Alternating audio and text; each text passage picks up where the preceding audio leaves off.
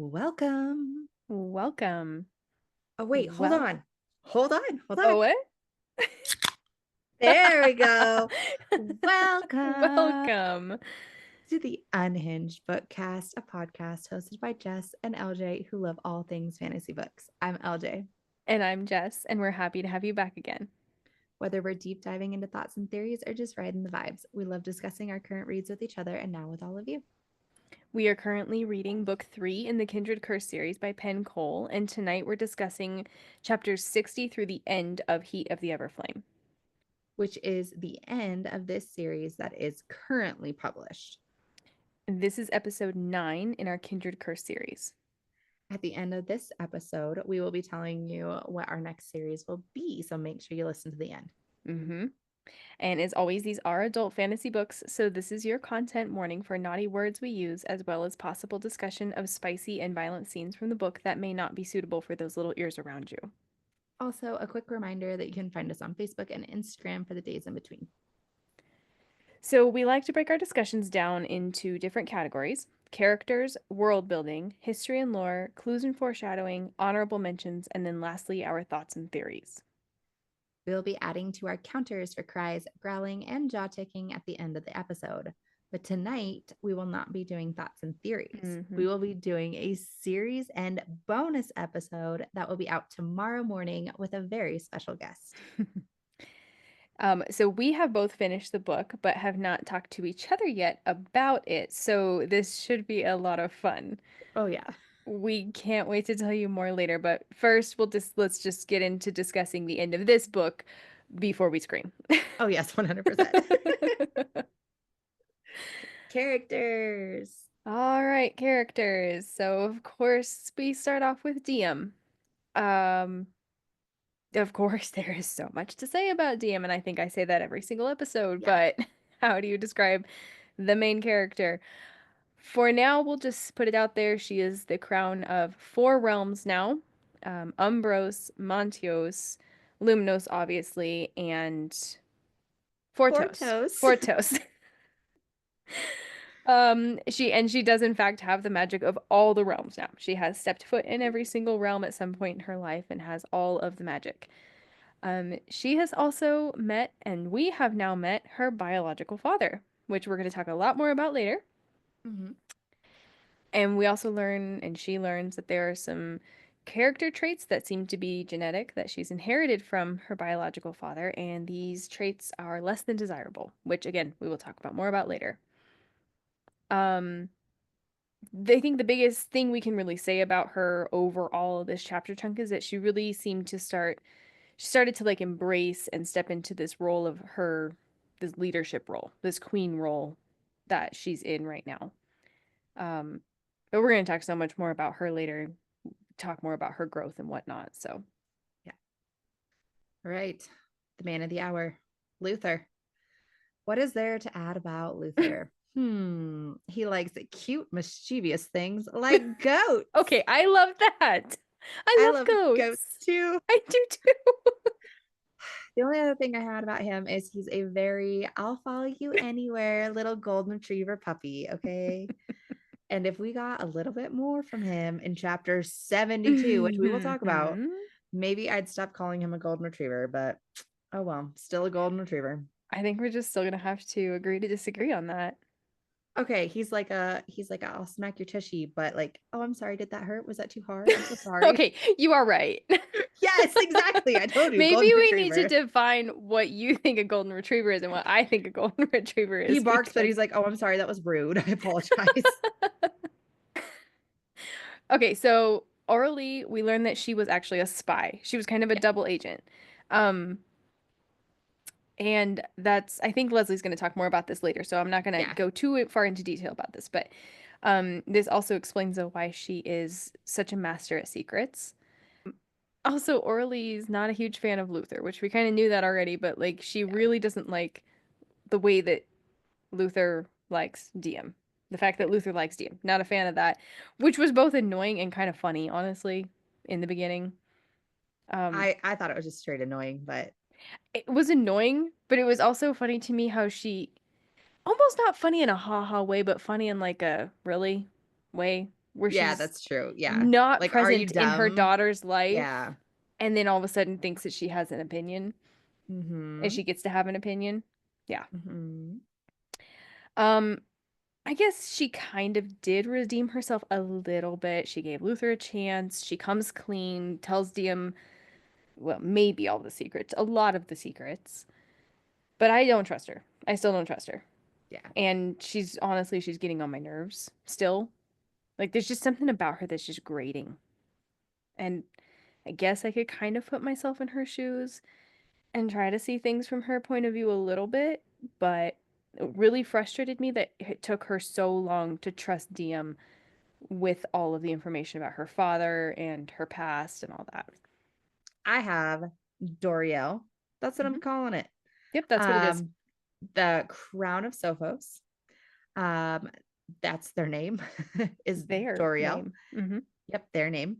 They also have their people call them by their first name as well, like DM likes to do. Hmm. Um, they are able to recall all the things they've read about the history and lies to DM multiple times Hmm. because she catches it with her Umbros magic or whatever. Yep. Um, seems like an asshole because they set Yeah. this whole situation up for DM to lose her magic and be trapped on the island and then gets a little bit of that salvation back at the end by not trapping her in the dungeon, but you still imprisoned her on the island. Hmm. So I'm not so sure about that. I kind of have Um, the feeling that they're gonna come around. Maybe. I don't know. I don't like them at all. okay, so this is slightly theory-ish, but It's gonna be hard tonight not to do that. I know. Do you think they also see what's coming for them? You know how Most like the Queen of likely. Umbros was saying that she could see Yeah. her heir when it gets close to time? Yeah. Do you think she's trying to I outrun think it? most likely. I Yeah. think I'm not gonna say much more because I have some things on this that I can't talk about till tomorrow, No, but you're yes. good. Yeah. Yes, I'll Yeah, just say because yes. that's definitely what I seen it just kind of like portrayed as is like this is Yeah. like a running away from fate kind of thing or trying to by Trying putting her to or on the trying to change it island. in some way. Therefore, Yeah. he won't die and she won't get his crown or He, it, they. they, whatever. Yeah, I'm so Not sorry. male, not female. We're not trying to be assholes. We We just just, it's, yeah. it's just how this is working right now. All right. And then we have Vexus, the Sophos Scrivern, a petite and plump and used to the life of spoiled leisure. Yep. And Yep. then I also put in Stuart. Mhm. Stuart. Um, Stewart. my kids were literally watching Minions today. So, Nice. or what? Yeah, I think it's the Yeah, Minions it's movie. minions. Yeah. It's minions. Stuart. The teenage mortal in Sophos that his mother works in the labs making more potent medical herbs in hopes to make them available throughout the realms. And he is totally fangirling over DM and it's adorable and I love it. It was hilarious. And the way that So Luther funny. got all like, she's mine. And I'm This is like, mine. dude. Oh man. Okay, Teller. So Teller is in Sophos. Apparently Remus is friends with Doriel. And if you remember back during the ball, I believe it was in book 2, the one of the gifts from Sophos to Diem was that Teller would be allowed to come to Sophos and study. So, because Remus is friends with Doriel, they still allow him to do that, even though Diem had said no. Anyways, he is there in Sophos. He's kind of running away in a sense at this point. Um, he leaves Lily, ends things with Lily, says that he thinks he'll make her happier in the long run to be free of him, to find someone that she can actually spend the rest of her life with since she's going to have a long life and he's mortal and won't. All right. You want to know something sad we just need to talk about? Perth. Mm-hmm. He has been keeping his oath to stay with Teller and keep him safe. Mm-hmm. Um, but my poor dude dies at the end, but at least he dies with honor, Yeah. doing his job. And I hate to say it, but I called this You like a did. while I back. kind of I was forgot that like, you called it until I was reading okay, your like notes. he's like the only guard that we like get their name basically, other than the Mm-hmm. gang, right? And he's like, basically I'll protect you with my life, or I owe you my life, or something like that. And then Yep. she sticks him on watch and tell or whatever, and he does his job. He's following this kid everywhere, you Yep. know. All right, Ophiuchi, Diem's dad. It is confirmed. Question mark. Question mark. It was confirmed. I'm gonna just piss you off and say question mark. No, that was confirmed. I'm gonna let you stew on that all night until tomorrow night. Leslie. Ophiuchi, DM's dad. Question mark. Okay, anyway, Not a question moving mark. Okay. on. All right. I believe that he is definitely her dad. Leslie does not. We will talk about this more tomorrow. I didn't say I don't. I just have questions. Okay. Okay. Ophiuchi, what we know about him is that he was locked up in the temple behind the Godstone door. Um, like around Not the in the time of the temple, but in Blood that War. dungeon Not under the yeah, in temple. the Yeah. temple on the Kindred Island. Yeah. Yeah. Yeah, I guess you're right. It's not in the temple. Um, he can also absorb magic, and he is the descended man in the Forgotten Lands, and we are going to talk so much more about him later. So I'm not going to talk any I'm not going to say anything else right now. Yeah, totally Yeah. fair. Yeah. All right. Now I'm gonna try this one. You're gonna tell me if I'm right or wrong. Okay, I'll tell you. I think it's Zephyrus. It's Zephyrus. Zephyrus. Okay. So Zephyrus. Zephyrus, which is Ophi's Gryvern, which by the Ophi. way, I'm calling him Ophi from now on. Perfect. Ophiuchi is Ophi. I love So it. this is his Gryvern. Omnos. Yep. Omnos. I got this one. I Good got job. this That was a one. good one. Yep, I have some Latin stuff about that too. Go ahead, tell us about Cool. Omnos, and then I'll nerd The fucking 10th out. Kinder. Number 10. Ding, ding, ding, ding, ding. Right about something. We're right You about something. started So there that thought. was a 10th. There was a 10th. We know that there was a 10th. We haven't Yep. got to see this as far as we know, this Omnos or whatever, but there is a 10th. And Yep. he would have been the youngest brother and the youngest kindred. Yep. And Omnos is the root of omnos. Latin would be omnis, which is also the root word of a word called ominous, which we all know that word, meaning foreboding or threatening. So, yep. All right. All right. We've got The two more. Queen of Arboros. We don't learn her name, but we do learn that she's a half-Z. She is half mortal, half descended. And I was right, and she was helping the Guardians. I think I called that as soon as we met her. I was like, there's something off here. Yep. And then Obandarin, the King of Meros, which is not a new character necessarily, but we got his name. So the King of Meros' name is Obandarin. Yeah, and I think we got his Gryvern's name too. Did we? I forgot. Yeah, because they say something about how Vexus and blank blank was You are right. Flying around. So his Gryvern and and Vexus was flying around the temple. Yep, you are right. All right. So world building, first place that we learn of is the Forgotten Lands.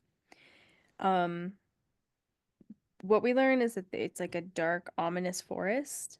Dia mentions how the trees are so full that they black out the sun.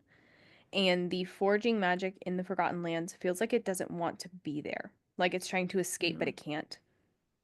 And it seems as though something bad has happened there and the land has not forgotten. Then heading on over into Sophos. So this, I don't know about you, but it made me think of like Crescent City almost. Yep, me too. Maybe not quite like machine guns and stuff, but definitely Crescent City. Very ahead futuristic. Of its time for sure. Yeah. Very futuristic, high glass stone buildings, glass and stone buildings, magic propelled cars or carts or whatever we want to call them. And possibly the most amazing showers on the planet. There's a mortal temple that they go to first. And there is, I believe, a mural that depicts the Everflame tree in this temple. And it has the red-haired man under it. And then later we see the library. They go towards the crowns only section, and it is locked with a door with the Everflame on it. And then this door lights up when Dee touches it, but not Luther. And we've got more on that later. But yep. Okay, and then we have the Kindred Island, which we know what mostly know what that looks like. Yep. But at the end of this book, we find out that it's now spelled, or yeah, I guess you would say spelled, Yeah, I guess I spelled it. Yeah. um, to only allow crowns on and off the island and also to act as DM's prison. She's not allowed to leave She's ever. not allowed to leave. All right. Now let's get into some history. Okay, so there is a lot of history and lore in this chunk. The kindred, we get history about the Gryburns, about the magic, about DM's personal history, Orly's history, etc. And so much of it is wrapped up into clues and foreshadowing. But I think we have a couple things that we can add right now. Yeah, just for history. Mm-hmm. So I have chapter 62. Mom was a spy, not just a healer, right? So probably what the king of Fortos was hinting at in, I think it was the last section we did. Mm-hmm. But I have questions because if she left with this the last time for the island, right? But that was after her and dad left the army. So was she Mm-hmm. no longer a spy for the army when she went to the island? I don't think Like so. I think she obviously was she was on a just guardian working, mission. right. She was just on a guardian mission. I don't think she would have been a spy. Interesting. Okay. I'm not sure, but I don't know. I thought that was interesting if she was Mm-hmm. saying that she was a spy and working for the Guardians until like up until this last time I thought she said. But And she anyway, was a spy for the Descended first, right? I thought she was a spy in the army. Uh, Well, maybe now we actually have to go back and look. I'm almost positive she started off as a spy for the Descended and then doubled back and became a double agent and then became a spy for the Mortals and the Guardians. Hmm. Yeah, now we do, I think, need to look at this. Now we need to go and look. Chapter 62. It just it was very like not straightforward. And like I said, like she said, like at one point, I never lied about that or something. But it's like, okay, what Mm-hmm. did you lie about? And like, I just don't trust that she's not lying about anything. And it was Mm-hmm. almost like the thing, like things didn't add up that she was saying. And so that's the only thing that I was trying to like figure out. No, like I said in the intro, like I do not trust this woman. Yeah. I do not like her Yeah. at all yet. But we can keep moving on because Okay, like I said, so we're gonna talk about at more. some point I'm she was sure a we'll talk about spy. this tomorrow. Yeah, when she ended being a spy, we're not sure. Um, but she worked as a spy and ended up doing missions for the Guardians, whoever she Hmm. worked for, not sure. Yeah. Um, and then DM's dad was the man in the dungeon, and Dee was born on the island. Dad tried to kill her for the blood so that she could bleed and break some curse. So Orly killed him, is what she says. Yep, Supposedly. supposedly. Supposedly. All right, then chapter 65, we get a little history about the Sophos magic. Because I think it was the last episode we were unsure of exactly Yeah. what the Sophos magic was, so we Yeah. finally learned about that. They have two magics like every other realm. Spark magic, which is a buzzing, electrifying current that gave power to many of its cutting edge inventions, which I'm thinking of like electricity basically. Um, and thought magic. So, an ability to memorize everything that they've ever seen, heard, or read, and basically turns their head into a treasure trove from which they can recall even the tiniest detail with ease. Yeah. But it does not bring back memories that have been lost. They did mention that. It was a quick little mention. Oh, But did they? Okay. anything, yeah, but any memories, anything that's in there, you can just like bring it to the front whenever needed. Chapter 66. I'm going to cough. I started to laugh and I tried to hold it in and it just got worse. All right, chapter 66.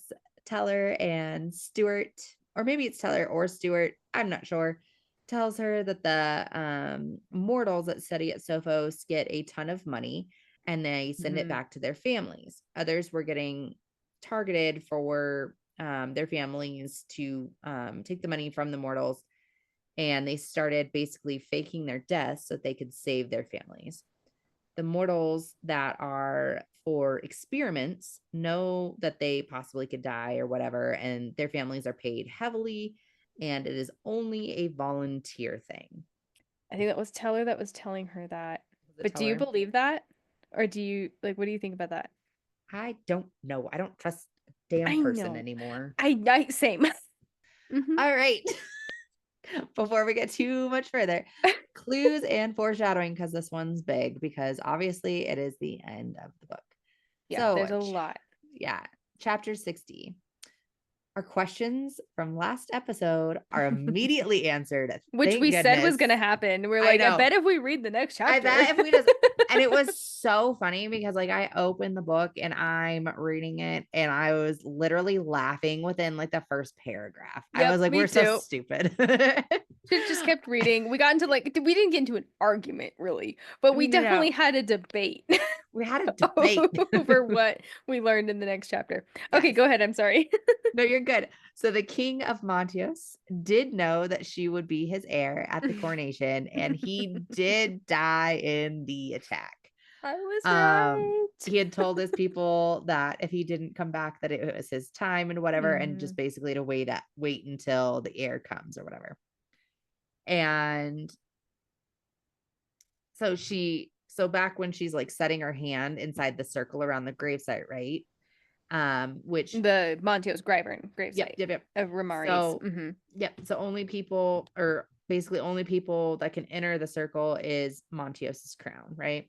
Yep. And so her crown turns on at that moment, and that's when Diem takes the crown of Montios. Oh, you think so? Yes. Oh, I think she had it from coronation. So it says something about like her headache and stuff like that. And then she was getting the headache every time before the crown changed. But they kept saying that the crown looked different right after coronation is when it started looking different. And Taylor goes, it looks like dot dot dot. And the Montios king died at Coriel at the coronation. And she says she remembered. I think I'm going to get into this later, actually, if we're being Okay. honest. Yeah. Maybe. But yeah, I don't remember exactly. If I not, could I'll have circle back. I could have swore it was just the smallest little thing that's when it happened. Okay. Okay, we'll move on for now, and Yeah, then I we'll think move we're on. gonna circle back to this. I'm pretty sure I circle back at some point. Okay. Okay. All right, so then again in chapter 60, moving forward. Um, so she reaches through the forging magic because she's the crown of Montio, so she can access the forging magic of that realm. Mhm. And she finds this mysterious imposter in Montios. She says he appears as a bright light in the middle of a murky darkness. This man appears to turn and look at her even though she's miles away. They're not physically close to each other. And she's never experienced that in the forging magic before. Yep. And then she notes that his eyes are the same as hers. And she says, quote, there was something unsettlingly familiar about him, something deeply innate, a recognition that burned within my blood. And then this is also when he realizes that she's spying on him and he grabs her throat through the forging magic. Like remember, they're miles apart. He's not Yeah. physically with her, but she feels it. She Mhm. feels it. And then that's how she then gets this 10-pointed star on her throat. She comes out of this experience with the forging magic with this 10-pointed star on her throat. In chapter 61, the next chapter, so the late king of Montios left Diem a note. Within it, there was a message from blessed Mother Montios that Montios spoke, the blessed Mother Montios spoke to the king of Montios in the end. And the message was, quote, 11 must fall for one to rise. Share the gift to pay the cost. To pay the cost. A dying star will rekindle the spark. What is forgotten is not lost. Remember my sister's words. Beware my brother's wrath. Good luck, daughter of the forgotten. May you strive to seek virtue in all things. Mhm. There is a lot there. There's a lot there. We're going to talk about tomorrow, Yeah, probably I know more. we'll talk about it tomorrow because it's one of my hmm questions for tomorrow, but Yeah. 11. I must fall. know. 11. I know. 11 must fall for one Mm-hmm. to To rise. rise. Yes. Oh All right, man. so let's All keep going right. there though. Same chapter 61. So moving forward, Diem and Orly, her mom, are talking about her father, her birth father, and mom talks about how she killed her father and more. But she talks about how she killed him. She is dead set on the fact that she killed him. She put a godstone dagger through his heart. Also, chapter 61, because this chapter is just full of it. Yep. They are in the Forgotten Lands. So they decide they are going after this a-hole that they found, right? Hmm. And they just kind of jump straight to that, which honestly pissed me off. I know. I was like, Um, dude, come on. yeah, a lot of this section, like it was so just jumpy and I did not like it. But I agree. yeah. So they're in the Forgotten Lands and they're gonna go find this dude, right? And Luther and DM get off their horses, and Dee feels the power surging into her and hears her godhood say, "Claim me, daughter of the Forgotten." But she looks over, and Luther is basically in pain because it's like his power is being pulled out of him. And Because he got off his horse and touched the ground. and she goes to give him his magic, like through the forging magic or whatever, like she's done in, like, what was it, Fortos and Montios and all that. Hmm. And she sees the forging magic and it's like dead here, or like it doesn't want to be here. Yeah.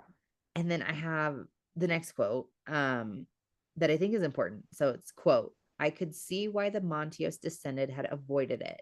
If this land could speak, it would snarl of long held grudges and festering bleeding wounds. Something bad had happened here once, and despite its name, the land had not forgotten. Hmm. It remembered, and it was waiting to claim its due." Hmm. So I have more questions. Yeah, I do too. Let's keep going for All today. right, next chapter, chapter 62. I was freaking right. And this is not like a rub it in your face. I was right. It's Yep. more like a Jessica was right about something. Uh-huh. Because I feel like I'm not always right about things. She was not stolen. She is Orly's daughter. And her father said that he needed her blood to unlock the Godstone chains. And he wanted Orly to pour Diem's blood on, quote, some rock, which we know is the Is the Heartstone, Hearthstone, yeah. and break, quote, some curse, which we don't know fully what We that is don't yet. really know what it is. And We still have questions. I know. Back to this man. He was there all this time. He was there Yeah. in the Kindred Temple. Yeah. Or not in the temple, but in the dungeon or whatever that Orly goes back to. We talk about that in the Yeah, epilogue multiple of times to book check one. and stuff like that to Yep. see if he's dead. Yep. And then later we find out that he's actually been there since like the Blood War. So I Before the was Blood War, right? actually right about a couple things that I'm really proud of myself for being I'm right so about. proud of you. I was so Thank excited for you. you. Okay, couple chapters later, chapter 64. There is something up with the Arbros Queen. Um, And which you were right on that I was too. right on that too. She's a halvesy. There's something about these halvesies for sure. And she's giving the Guardians sanctuary in her realm, which we're like, why would the Guardians take captive the queen of the realm they're hiding out in the beginning of this book, of book 3? Yeah, And there you go. There's your answer. there's the answer. Yeah. All right, chapter 65, they go to the city in Sophos, her and Luther. And there's a mortal temple that is barricaded off by a magical shield. And she and Luther go through it, and she sees a broken statue of the Everflame with a man leaning against it, a man with red hair. She says, even though this statue has been, it, it looks worse for the wear for sure. The dye or whatever they used for this man's red hair still stands out. And Uh-huh. it's just like, it is exactly the same replica of what's on the door of the library in Umbros Yeah. with See, the I thought it was a tree. mural, but yeah. You might be right. You might be right. But there was Yeah. there was definitely But an it, image yeah, of some sort. it's an image of some sort, yeah. Mm-hmm. And then But Luther yeah. says, he says, quote, with that hair, he must be related to your mother. And I'm gonna leave that there because I have Dun, so many dun, thoughts on this tomorrow. duh. I can't say anything else. I know. So moving on. Moving on. Chapter 65. Diem suggests to Sophos her crown for her sword Hmm. in a blood bargain. They don't make the bargain until later, but this is where she suggests it. And she says for them to coordinate her and she will kill Mr. Ophi. Yep. Yeah. And then also in 65, Stuart, our little teenage fangirl, is telling her about how his mother works in a greenhouse lab to make stronger strains of medical herbs to be able to distribute to the other realms, which is cool. Hmm. Yeah, we learned a little bit more about the mortals that do go to Sophos Yeah. I in think I that have part. that here. Yeah. Yeah. Somewhere. And then, same chapter 65, Luther is giving Diem a brief history of the kindred siblings, and she asks who the youngest truly is slash was. Luther says Fortos was the youngest brother, but Montios was the youngest kindred. And Diem then thinks, Supposedly. right, Diem then thinks, like, that can't be right because the warning, even the warning from Montios in the letter, was to beware of the youngest. So if Mm-hmm. Montios was the youngest, why would they be warning them of themselves? Mm-hmm. Which we'll get into more tomorrow. Chapter 67, Sophos says, The Lost Realm, the stories are true. What stories? What Mm, stories do you know and that mm, you're lying about, jerk? mm-hmm, All right, 67. Stuart goes to get the original Godstone weapons that were the kindreds from the archives. mm-hmm, When they come back, they have a sword in a scabbard, a handful of sheathed blades, a spear, and a quiver of black tipped arrows. So if these were the kindred, I'm curious to know who got what, like who's were whose, you know what I mean? I didn't think about that. Yeah. Yeah, I thought that would that's I don't know what it is. I don't have answers. These are also answers I want. But that was something interesting. Mm-hmm. And then when she grabs the sword, it sends a strange pulse of energy shot into her the moment it touches her skin.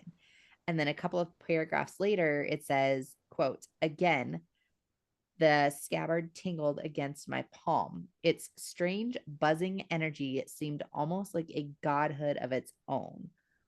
Its voice whispering of a storied fate trapped within its gilded embrace. A thought trickled the back of my mind, an instinct, a hunch.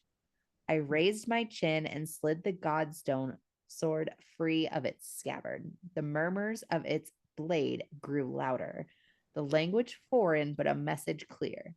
Fight. It's the sword from her freaking vision, too. Yeah. Which, They find that out yeah, later. we Her and get the Luther come to that realization. conclusion later. Yeah. Mm-hmm. In chapter 67, she's watching Vexus, the Sophos Gryvern, um, at prepping to take on Ophi's Gryvern, and she says, quote, the fright quivering down its spine practically vibrated in the air, not just the fear of battle, an old fear, a remembered fear of a history from long ago. Mm-hmm. Mm-hmm. Right, chapter 68. Things seem mostly over, like the battle seems mostly over when Afiakai comes back. Ophi comes back. Yep. Diem goes out to meet him and he asks what happened to his mortals, and she says she sent them back to Montios, to which he replies, That is not Montios. Very firmly. That is not Mm-hmm. Montios. Mm-hmm. So, same chapter, 68, she realizes that the cold heartlessness that she's been fighting against in herself since Fortos is from Ophi. It's Yep. from him. It's like almost like a genetic thing. Um, because when she's in his presence, it's easy for her to just feel that cold, I want death, I don't want to save anybody, it'd just be easier to kill everybody feeling. And it's Yeah. only when she's in his presence that she really like realizes this is from him, from his Yeah. blood and me. Mm-hmm. All right, so buckle in. Chapter 69. We were both right on this. Mm-hmm. Doriel tells Diem of the 10th kindred. Number 10, Number baby. 10. Yep. So Doriel says, the youngest, a brother. He had a crown and a realm of his own in between Sophos and Montios, but he died a few years after the original forging. The remaining 9 kindred recast the spell and allocated the land to Montios. They tore down his portal at the kindred's temple and had all maps on the continent redrawn. Anything that referenced him was burned or rewritten. They even tried to kill his Gryvern, but it escaped and went into hiding, which I have questions about later. But Uh-huh. continuing on. DM asks, why would they do that? Why not let his crown pass to his heirs? Doriel replies, they believed he had no offspring to inherit his crown. Doriel's eyes then roved over Diem and they say, apparently they were mistaken. Diem then says, you think I came from the 10th kindred? Doriel says, Ophiuchi clearly did. It's the only way he could have the 10th crown and its Gryvern and his sigil, the star. The only other place I've seen it is on a carving at the kindred's temple where the 10th portal once stood. And if you're his daughter, dot dot dot, Diem then asks what his name was, this 10th kindred. Doriel replies, they called him Omnos. Diem asks how Omnos died, and Doriel acts kind of uneasy and like they want to lie, but then they say that they're not sure. They only have theories. Doriel Mm-hmm. says, I only have theories. There are references to the kindred making a great personal sacrifice to protect the mortals after the forging. The details were lost to history, but over the years, some Sophos crowns speculated that sacrifice was Omnos, which we'll get in more to later. Um, but Yeah. then Diem kind of makes this realization and with Doriel that Omnos never took a mate, therefore Uh-huh. never gave up his immortality like the rest of them did. Uh-huh. So he would have lived forever. He was immune to magic and could take others' magic, and he would have been a huge threat to them. So it kind of makes sense that they would sacrifice him. Mm-hmm. Diem then asks Doriel how, if no one knew Omnos had children, how did Ophiuchi end up imprisoned in Coriel, or on Coriel? Doriel says that the only clue to that is a map, one that marks the hidden door with a note saying to never open that door for any reason. It was dated just after the Blood War. Diem realizes that the Queen of Umbros and the King of Montios were alive during the Blood War, which explains why they knew about her father. Mm-hmm. And she asks Doriel if she ever inquired from them about the story. Doriel says, yes, she inquired, but the Queen of Umbros wouldn't speak with them, and the King of Montios didn't speak in general. Like, Right. To so, outsiders. yeah, Yeah. exactly. All right, All then right. chapter 72, we have balance, and I'm going to stop there. Right. Because we both had notes that just went right off of each other. So Yep. this is all 72 is all basically the same scene. Mm-hmm. So I have, quote, we emerged into a small rotunda that seemed designed to highlight one single extraordinary door. The portal was cast from solid bronze and took the form of an enormous tree. It stretched from floor to ceiling with thick roots tangling into steps at its base and jagged branches spreading in a wide embrace across the domed roof. Thousands of glittering red and yellow gemstones set into the metal faintly pulsed with a subtle glow. Luther agrees it's the Everflame and then says, the mortals who built this place claimed it's lit with embers from the undying fire crafted by the old gods. Who knows if it's true, but it's nice to imagine some part of the Everflame might have survived its destruction, a place we can still visit to pay our respects. Mm-hmm. Which I thought it was interesting. Well, DM did too. Mm-hmm. That Luther was like giving some sort of respect to the old gods. Yes. So on that thought, then Luther says, quote, if mortals and descended are meant to coexist, why can't the kindred and the old gods? Why must we choose one and destroy the other? Why can't there be balance? Diem then walks up the steps and runs her hand over the trunk. At my touch, she says, quote, at my touch, the tree sparked to life. The jewels flared with waves of light and engulfed the room in a waltz of flickering, fiery hues. Even the bronze took on a heated shade of red. And then she hears, quote, restore the balance, daughter of the forgotten. So, wherever they are at that moment used to belong to the old gods. And Diem wonders, quote, if this place belonged to the old gods, why would my godhood react? Because the Mhm. godhood is from the kindred. And Mhm. I have a major theory about this, Oh, you already know I but do, but yeah, we've got to save this for the bonus episode. All right. And then chapter 73. Okay. So what happens with Luther here? Because just Mhm. before she is going to leave for Coriel for the coronation ceremony with Doriel, Mhm.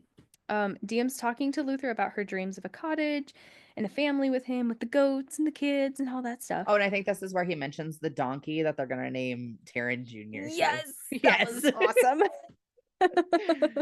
But yes, this conversation.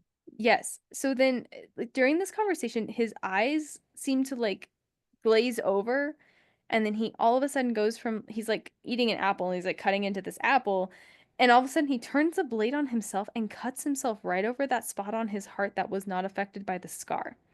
Not like Mhm. deeply, but just like a slice. Enough Shed to some draw blood. some blood. Yep. Hmm. And then all of a sudden, he becomes weird, like incredibly possessive and even more protective of her.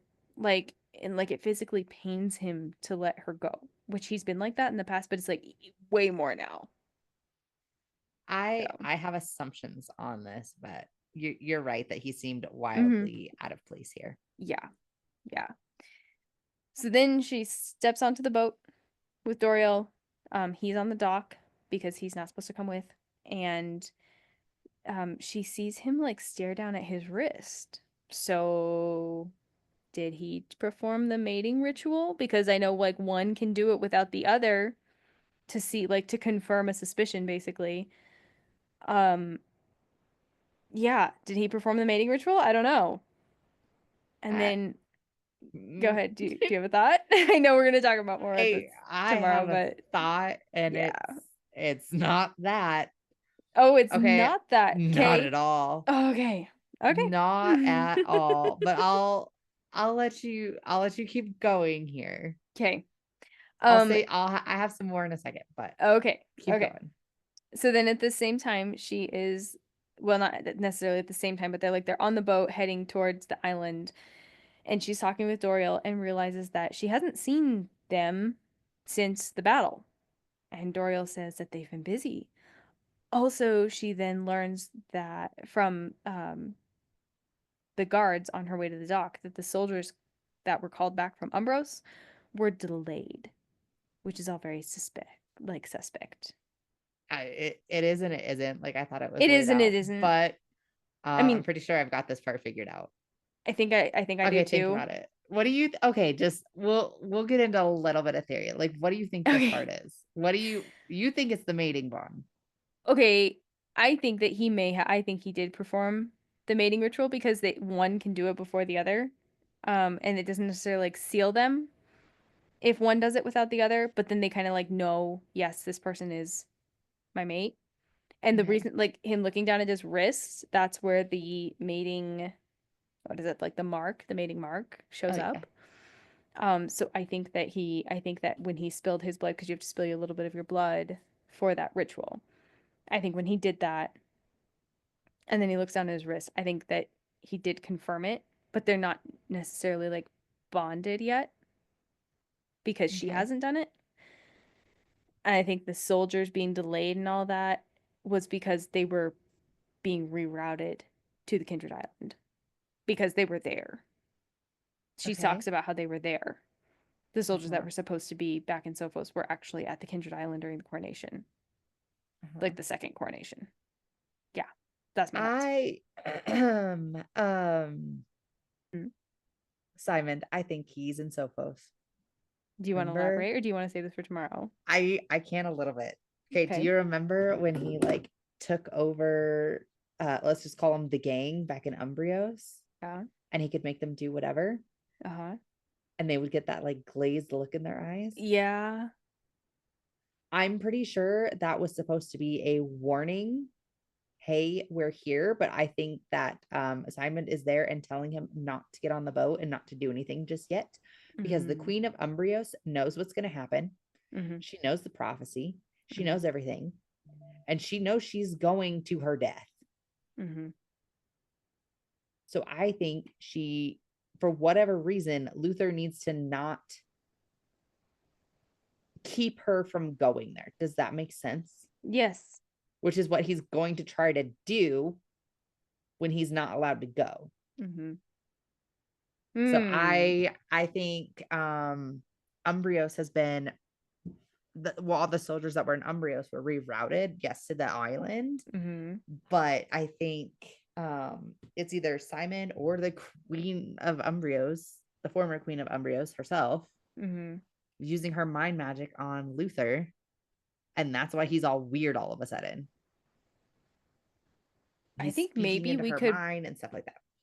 I think maybe we could both be right because I definitely had that thought that this is like because I remember thinking for a brief moment, was she messing, like was Diem messing with his mind Uh-huh. That's in like that what I thought moment? at first too. That Yeah. there had to be some sort of Umbros magic Yeah, it was involved in that. so yeah, 100%. But we can totally move on. Okay. Okay. So then, chapter 73. On the boat, Doriel asks Diem if she's still willing to enter the bonded bargain that she will kill Ophiuchi in return for Sophos' support in helping the crowns, or getting the crowns to like be on her side, and Mhm. to pardon her and Orly.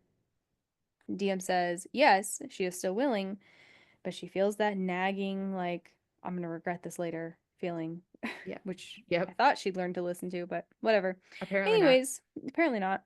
Doriel then pulls out a blade to perform the ritual, and Diem notices that it's almost identical to the one that she found stabbed into Andre, her adopted father. Yep. Um, like maybe a little bit of coloring is off on the hilt, but the Basically the same the jewels and stuff. Yeah. yep. And she remembers that the Sophos descended were staying with House Bennett at the time of the attack on her father. Okay, chapter 74. The Queen of Umbros, Ursula, gives Diem her vote.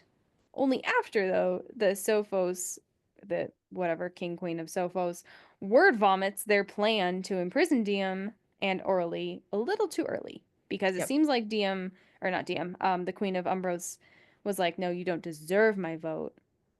But she never said yes or no. So Yes. then the crown of Sophos was like, "Oh, they said no. Here's what's going to happen." Then the Queen of Umbros is like, "Oh, you were too early. Way to show your hand. I Uh-huh. actually vote yes in her favor." And then Mhm. as she's voting yes, the King of Igneos then stabs the Queen of Umbros in the heart with Godstone. And then all of a sudden, Diem becomes the new Queen of Umbros. Huh. All right. All right, Let's close chapter this out. 75, 75. the final chapter of the book. Okay, cuss word coming. Fuck. Like, Basically. I mean, that sums it up. Sophos, in their all knowing wisdom, their knowledge that they have, and how smart they are, the Crown of Sophos proposes that they wind a new spell on the Heartstone that will expand the wards so that only the crowns can step foot on the island and anyone that's not a crown will die, except Diem, who is to be held by the new wards and never allowed to leave the island. And they use Teller as a bargaining chip. They have Teller there, they have a knife to his throat, and they say if you don't cooperate, He dies. then he's going to die. Yep. Anyways, so Diem's never going to be able to leave. And then the Crown of Sophos also tries to tell her that she needs to get into the cell that Ophiuchi was held in. Yep.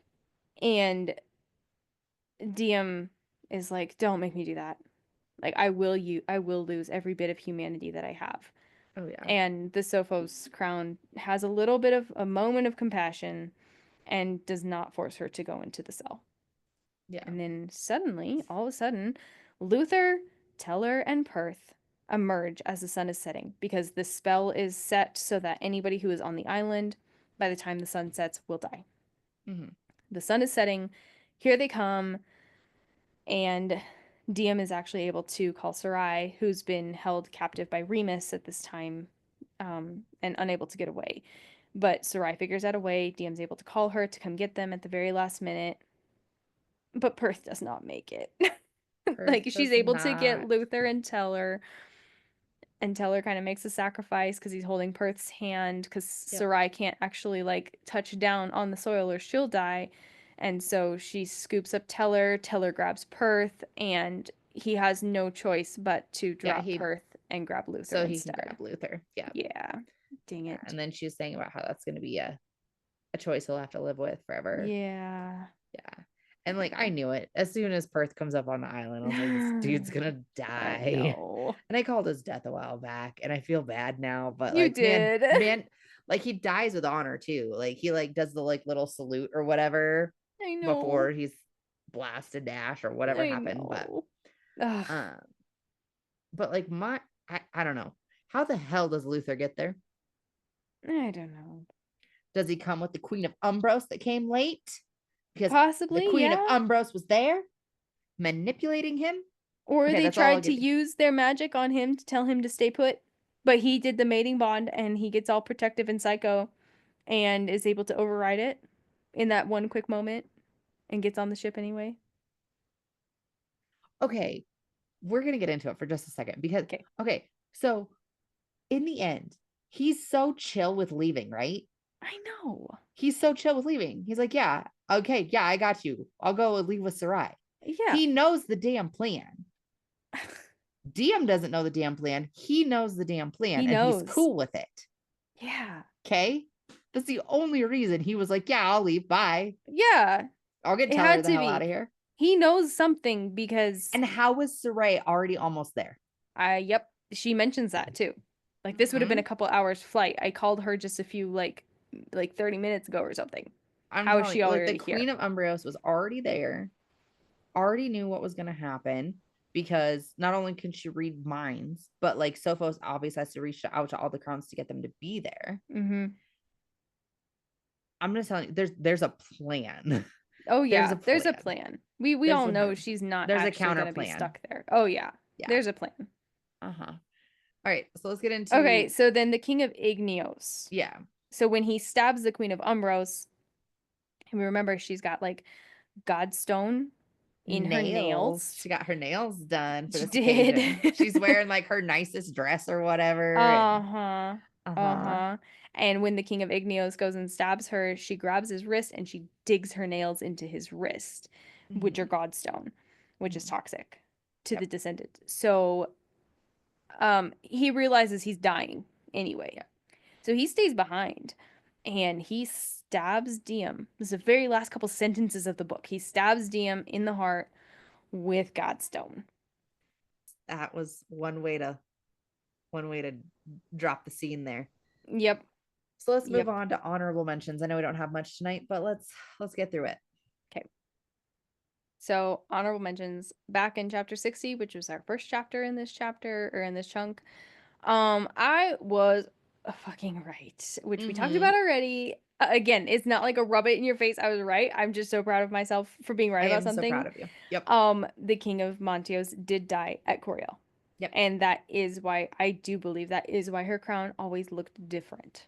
Chapter 61. So Diem suggests that they run away. Quote, let's run away. Let's get on a ship and sail as far as the wind takes us. Forget the war, forget the crowns. Let's have our own adventure, just the two of us.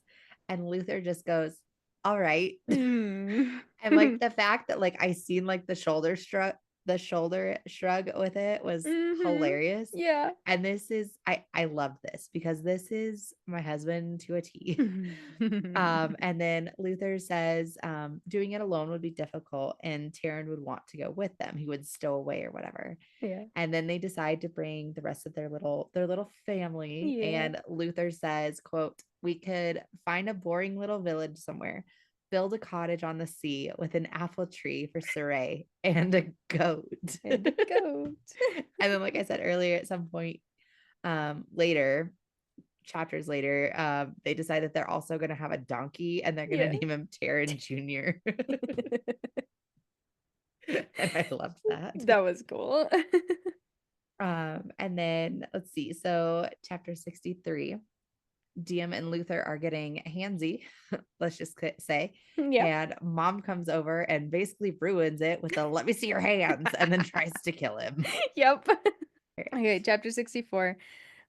Luther and Diem are about to cross over into Sophos from Montios. And Luther says, quote, "You can start by stepping over that border and unlocking the final kindred's magic." And another little called it moment for me. She does actually have to touch the soil of the realm to have its magic unlocked in her. All right. Chapter 69. Um, she does finally figure out that it was her blood that was actually healing the Godstone wounds. Like, she doesn't. know for sure yet. Right, right. Sorry, not to steal your thunder. No, you're good. Yeah, like she doesn't know for sure yet. Like I think I was just saying this, but Mm-hmm. she makes it with the blood and gives it to the healers and tells them to use it all. And like Luther asks her if she's always made it with blood because he's sitting there watching her in the corner, right? Mm-hmm. And she said no, it's just a hunch. Yeah, because she's like going through her memories because she's got this like amazing Sophos brain now where Uh-huh. she can go through her memories and she's like, I made And she every remember, poultice the yeah. same way. Well, no, she remembers her and Liam sitting there, and she remembers cutting her blood, Taryn. and then that. Oh yeah, yeah, yeah. Did I say Liam? I You did. did. It's they remind me so much of each other, I and know. it's sketch. But anyway, so yeah, so she's remember Taryn's situation and how she had cut herself, and that's when she's like interesting, and then she tries it. Yep. Because but also the Sophos healers were like, well, we've tried this. We've tried We've this already tried exact this mixture, concoction and then she goes, multiple "Try times. this, use it all." Yep. Yep. All right. So then chapter 70, we get Luther's point of view from the battle. He offers up his memories to DM through the Umbros magic that she has, and he's like, look at what I went through my mind. And like obviously if you listen to this, you probably read it, but I love him. That was such a fun part to read for me.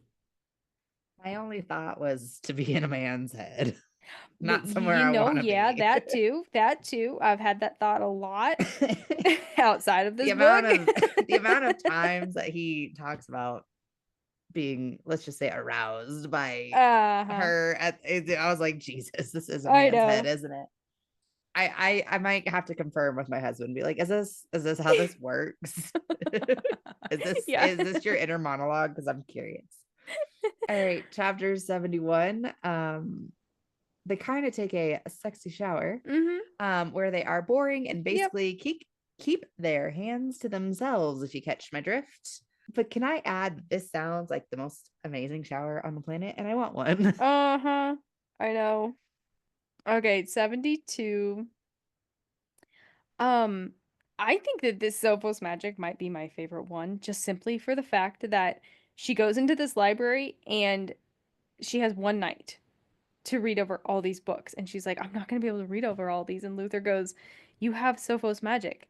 Just flip through the pages of the book, catalog them in your memory, and then come back and read them later. Like, Uh-huh. so cool. I wish I could do that too. Just like flip, flip, flip, flip, flip, and then all of a sudden be like, you know what? I feel like I'm in the mood for this kind of book. I'm going to find this in my memory and read it. Yeah, that was Yeah. cool. See, that's how we would be able to like do all of this, and I'd be able to be like, no, Jess, that is incorrect. On And page for real, 478, yeah, we wouldn't have to go back to our line Kindle and be like, hold on. 4. Yeah.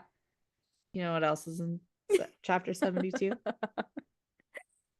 They finally Oh, do the thing. they And it was less do. than impressive. It was. It was way less than impressive. It was. But like, this was Taco Bell mild sauce, okay? Yeah, This was not spicy. This was Taco Bell mild I sauce. agree with you. I was honestly disappointed. I I was was like, expecting details upon details. There was not. yes. I mean, There if was you're gonna not. make it a slow burn, we better get a good reward at the We end we of this better get slow burn. And we this has been better the get our slowest reward for burn. being good Oh, girls. And oh that's my literally what gosh. it says. I know. I was with you on that. I was disappointed for sure. It was horrible. Hmm. Anyway, Anyway, chapter 75. If you moving had on. earmuffs on, you should be good now. Um, this might be a little bit thoughts and theories. But on the island, she needs all the mortals to leave. And Luther says, You're safe, my heart. I'm Uh-huh. here. But also back in chapter 72, back while they're doing the adult exercises, right?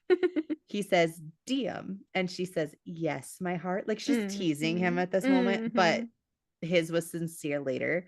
So like, did they just started calling each other like that they were their hearts or whatever. Also, if Levi doesn't start referring to me as his heart, we're gonna fight. Okay, I will fight my full-grown man husband. I don't care. He better start calling me, yes, my heart.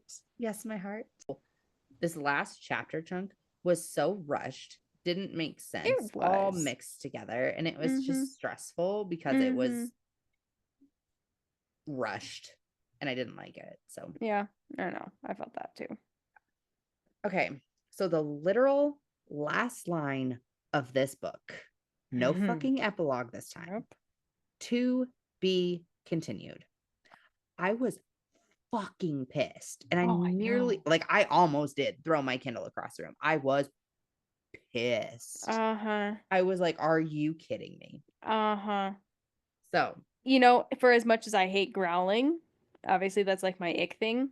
did you I'm growl? pretty sure I growled at my Kindle. I was like, you Growled? gotta be kidding me. Yeah. Seriously?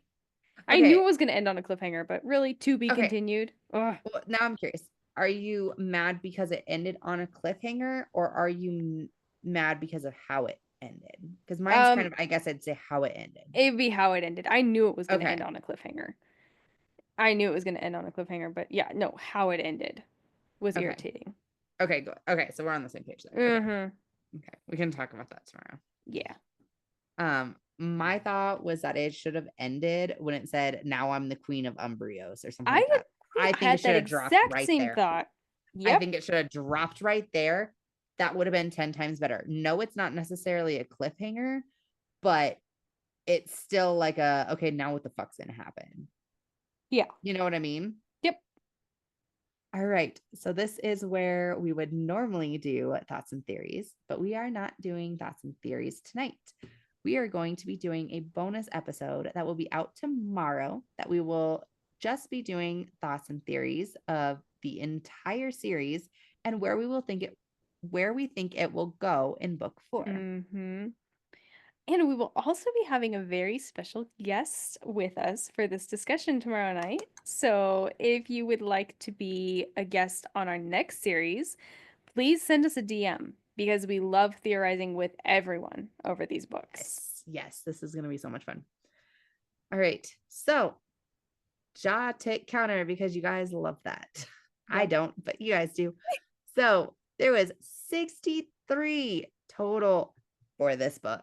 For this book or for the whole series? Just for this book. What? Just for this book. And I think last one gosh. it was like 40. Wow. So, yeah. Maybe I'll tally it up for tomorrow. Yeah, okay. Maybe so I'll then do it just for fun. The growling count for this book was 62. We could add 63 if we want to add my growl at the end. My right? Kindle. Grr, I growled at my Kindle. Okay, and then this cry counter for the whole series, not just this book, but for the whole series. What? Sorry guys, I just literally threw it in the notes. She's literally typing it into the notes as she said it. And I was like, wait, I'm sorry, bitch. What? So I just added another half. Explain your damn self. Explain yourself. She is now 1.5 is what she put, just so you know. This is like, where the hell did you cry in this? Where did you cry and why? We agreed we weren't crying for frustration or boredom. No, I was not. Okay. I am now at a 1.5 for this whole book series. And the half that I got from this one, like I said, a half I would consider like the tears were there, but they did not spill over. But they didn't spill over. When Perth died, that gets really? me in the yes, not because I was emotionally attached to Perth, but I can watch a Disney movie where an honorable character gives their life for the cause or whatever, and they do it in an honorable, strong way. And the way that Perth died at the end, I was like, oh, that got me. I will agree with you. Him dying was the best part of that sounded wrong. Okay, hold on. The way his death happened was the best part of the ending because it, like you said, it was honorable, it was good, it was awesome. Yes, I knew it was coming at some point, but like how it happened was beautiful and I love it. And it was the only good Yes, part. it was. It got me. It got me. So I'm gonna 1.5 for the whole series. For All me, right, that's that's actually fair. really good. That's I'm really just good for saying, for you. 3 books, that's really good. I'm at 0. Okay. Oh All man. right. So another shocker. I know we're not doing thoughts and theories until tomorrow, but I'm ready to start a fight. So let's just see how we rated this book, Heat of the Everflame. So Jess, you tell me first. This book. This book. Okay, I would still give this book a 3.5 out of 5. 3.5. Okay. Um, it just it was good. I did really love this book, but there were just too many little irritating things and open-ended statements and things that could have been worked out so much better. That just irritated me. So that's why I gave it a 3.5. And how many chilies did you go? Uh, I don't know. Probably. I mean, technically, if we're talking like the actual chili scale is like one is like suggestive closed doors or whatever, right?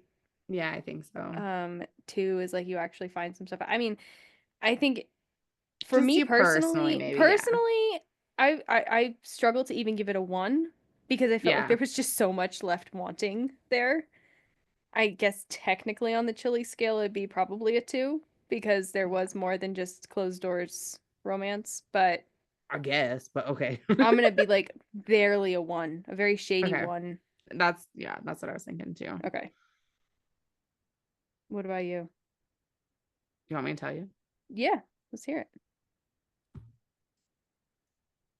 I gave it barely 2 stars. Oh This wow, entire book. okay. This book sucked. We can fight tomorrow. Okay. And yeah, I also gave it barely a 1 chili. I was like, well, Mm-hmm. I guess some things happened, but also if he says that word one more time that we talked about earlier, I'm gonna throw it. But we're not gonna put that on the ick counter, but we might have to. I said ick, just to be clear. I Ick. said ick. But yeah, I gave it 2 out of 5 stars. I hated this book. Oh And my gosh, that's okay. me being nice. That's me being nice. Hey, that's okay. Not every book's for every person. Yeah. The second half was absolutely horrible.